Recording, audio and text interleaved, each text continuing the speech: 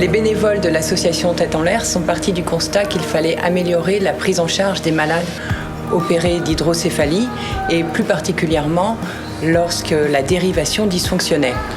En effet, dans ce cas-là, le malade ou son entourage, s'il n'en est pas capable, doit réagir au mieux et au plus vite pour 1. Soulager sa douleur et 2. Lui éviter toute séquelle neurologique ou physique.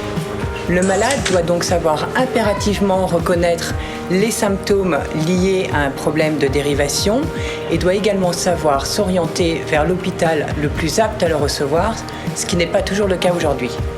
Notre première action a donc été de rédiger un mémo dont l'objectif est de guider et rassurer le malade et son entourage.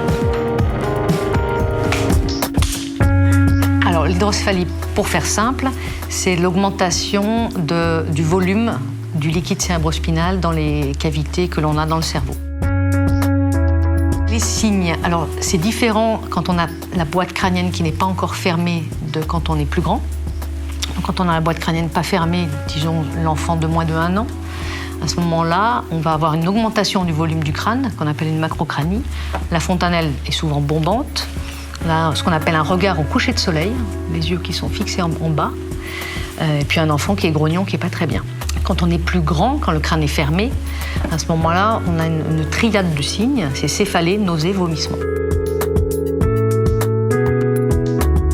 On a 2 façons de le faire, soit la mettre en place une dérivation, donc là on va aller contourner complètement l'obstacle, ou s'il n'y a pas d'obstacle, mais si le liquide ne circule pas bien, on va contourner le problème.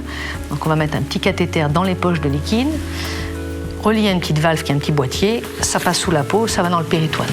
Et l'autre façon de faire, cette fois-ci c'est sans mettre de matériel étranger, c'est une ventriculocysternostomie, qui a un nom long et un peu barbare. On va faire un trou dans une membrane que l'on a tous, une membrane naturelle, et on va dérouter le passage du liquide. C'est quand même une pathologie qui est très fréquente. Nous, on dit que c'est quasiment notre pain quotidien de mettre en place des dérivations, de faire des ventriculostomies. En tout cas, c'est plusieurs fois par semaine, donc ça touche beaucoup d'enfants.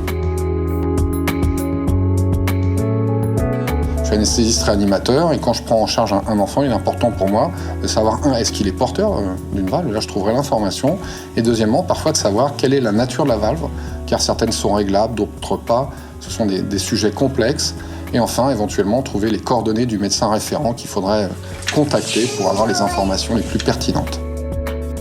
Et mettre en place cette valve, c'est vrai que pour certaines familles, c'est pas toujours très bien accepté, ils se demandent un petit peu ce que c'est. Et en particulier quand il y a un problème avec la valve, puisqu'on dit très souvent aux parents, c'est comme la plomberie, ça peut se casser, se boucher. Ça peut aussi s'infecter, mais ça c'est plutôt des problèmes précoces. Et ça peut se casser ou se boucher à n'importe quel moment. Donc les parents ne savent pas toujours quoi faire, même si on leur explique pendant l'hospitalisation. Parfois ils n'entendent pas tout, parce qu'on leur donne beaucoup d'informations. Donc ce mémo, en fait, moi, je trouve que c'est un peu le carnet de santé de la valve et de l'enfant. Donc c'est très important d'avoir ce petit carnet qui va permettre de pouvoir avoir très rapidement une idée de la valve, du type de réglage s'il y en a un, quand elle a été mise, est-ce que l'enfant a eu de multiples révisions. Et on donne également dans ce carnet ça liste tous les symptômes et ce qu'il faut faire si on pense qu'on a un dysfonctionnement de la valve. Parfois, l'entourage confond également le type de valve, entre valve cardiaque et valve cérébrale. Et donc, il y a un problème sur la régulation et les patients peuvent être orientés sur un mauvais service. Le tout premier dysfonctionnement que j'ai eu, c'était en 97, j'avais 13 ans. On n'a pas su, mes parents, moi, on ne savait pas du tout ce que c'était. Le médecin l'a tout juste diagnostiqué à temps et m'a envoyé à l'hôpital d'Orléans, qui n'a pas su me prendre en charge, qui m'a envoyé du coup à Necker, mais le temps d'y aller, je serais arrivé 10 minutes plus tard, je n'aurais pas survécu. Quand Tête en l'air est venu présenter cette initiative, ce projet sur l'hydrocéphalie, je trouvais tout de suite que c'était une idée intéressante. Et donc j'étais enthousiaste pour participer. Les raisons sont multiples. La première, c'est parce qu'il n'y avait rien à l'époque, il n'y avait pas de mémo, il n'y avait pas de carte de porteur de valve. Or, ça manquait. Ce besoin n'était pas couvert, donc c'était une bonne idée. Ce mémo répertorie l'ensemble des symptômes liés à un dysfonctionnement de la dérivation, tels que des maux de tête, des nausées, des vomissements. Ensuite, il indique les démarches à suivre auprès des équipes médicales. Enfin, il permet de noter l'ensemble des informations sur le malade et sur sa dérivation, telles que le nom du neurochirurgien et de l'hôpital référent. Ce sont des éléments fondamentaux pour les équipes médicales qui vont le recevoir dans l'urgence. Le mémo permet d'avoir les bonnes informations, communiquer donc au médecin régulateur les bonnes informations, la pathologie, le modèle de valve dont le patient est porteur et connaître exactement le médecin référent dans quel service est ce patient.